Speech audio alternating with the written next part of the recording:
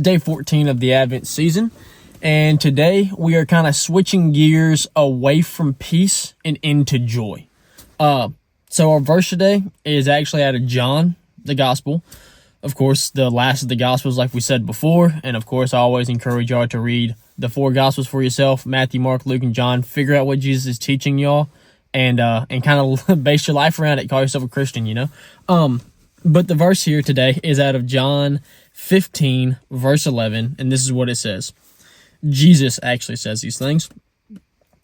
Jesus says, "These things I have spoken to you, that my joy may be in you, and that your joy may be full." Now, like always, let me give you a little context. Let me give you a little setup of what Jesus is saying here. He's teaching to his disciples that he is the true vine. And so in this, he says he's the true vine and God is the vine dresser.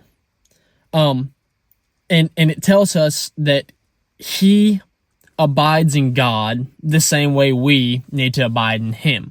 Same way branches abide in a vine. So, if the branches do not abide in that vine, if they don't have a good relationship with that vine, if they don't obey that vine, well, they're not going to produce any fruit.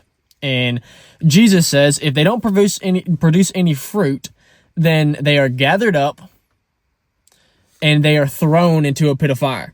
And so the only reference I can think is if you're not producing fruit from Jesus, that you're going to get gathered up and thrown into that eternal fire. That's just the way I perceive it.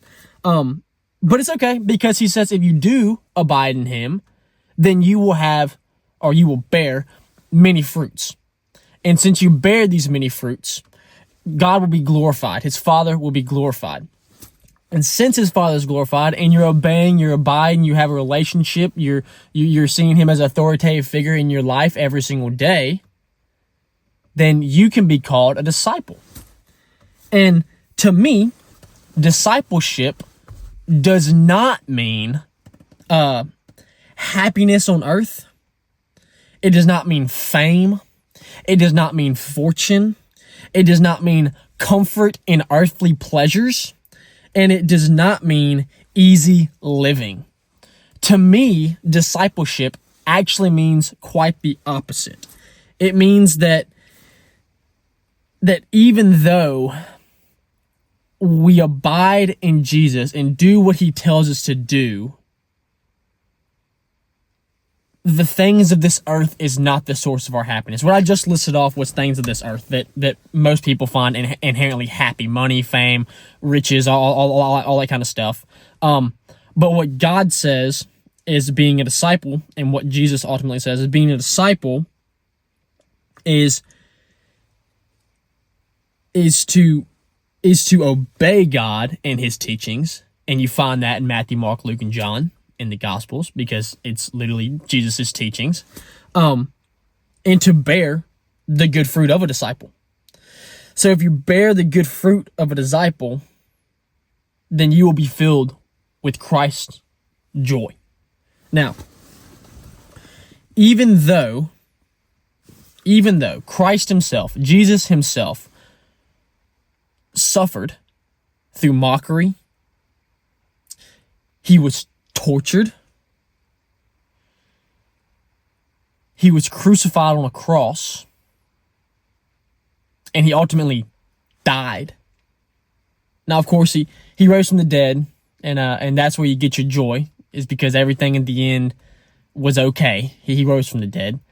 But through all that terrible things that were happening from him, he still found joy in obeying his Father, because the joy didn't come from in the moment. The joy came from knowing God will not abandon him. The joy came from knowing that God has a will, and when you live in that will, even whenever it's a really bad time in your life, and whenever you feel like you're suffering and that you felt like God has abandoned you or anything like that, if you live in that will and you know that it's God's will, then he'll never lead you in a path that you're not supposed to be on. He'll take care of you and he'll guard you in ways that you won't even realize. So joy doesn't mean happiness while abiding in the world. What joy really means as Christians and biblically, what joy really means is happiness while abiding in God.